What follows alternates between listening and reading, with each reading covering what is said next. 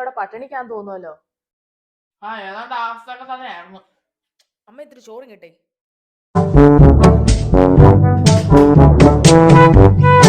ഈ തേങ്ങയൊക്കെ അരച്ച കറി കൂട്ടിട്ട് എത്ര നാളായെന്ന് അറിയാവോ? അവിടെ ആണെങ്കിൽ ഉപ്പില്ല, മുളകില്ല. അവിടുത്തെ തത്തപ്പടിക്ക് കൊളസ്ട്രോൾ കൂടുതലാന്ന് പറഞ്ഞ് ഞാൻ അതുപോലെ കഴിക്കേണ്ട ആവശ്യമുണ്ടോ അമ്മേ? നീ എന്തിനാ അവരെ നോക്കുന്നത്? നിനക്ക് എന്തെങ്കിലും കഴിക്കണമെന്നുണ്ടെങ്കിൽ നിനക്ക് അടുക്കളയിൽ കയറി വെച്ചൂടെ? ഒരു തേങ്ങയ്ക്ക് എത്ര രൂപയെന്ന് നമുക്ക് അറിയാവോ?